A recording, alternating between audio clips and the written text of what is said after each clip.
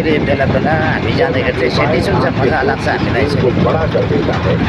यहाँनिर चाहिँ रोहतक हाइवे हो, यहाँ चाहिँ टोल प्लाजा छैन चाहिँ जाँदाखेरि यहाँनिर चाहिँ गाडीहरूको जति पनि हुन्छ टोल लाग्छ। अनि पैसा तिरेर मात्रै यहाँबाट छिर्नु पाउँछ साथीहरू चाहिँ टोल यसो चाहिँ।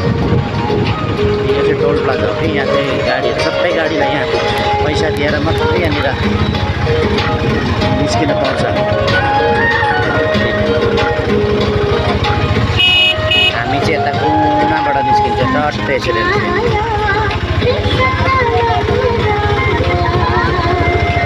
गाउँ जस्तो लाग्छ साथीहरू। गाउँको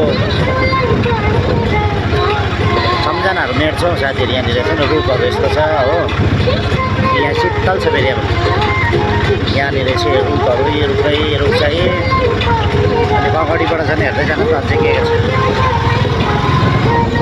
र साथीहरू हेर्दै जाउँ है। यहाँ यो चाहिँ यो चाहिँ उखुको जुस भन्छ, उखुको गन्नाको जुस भन्छ तर उखुको जुस र नेपालीमा चाहिँ उखु भन्छ हो, उखुको जुस। हिन्दीमा चाहिँ गन्नाको जुस भन्छ, गन्नाको जुस। यहाँनिर चिया पानी खानुको लागि यहाँ रोकेर बसेर चिया पानी खाएर जानु मिल्छ। अब यसरी रोड जानु छ यहाँ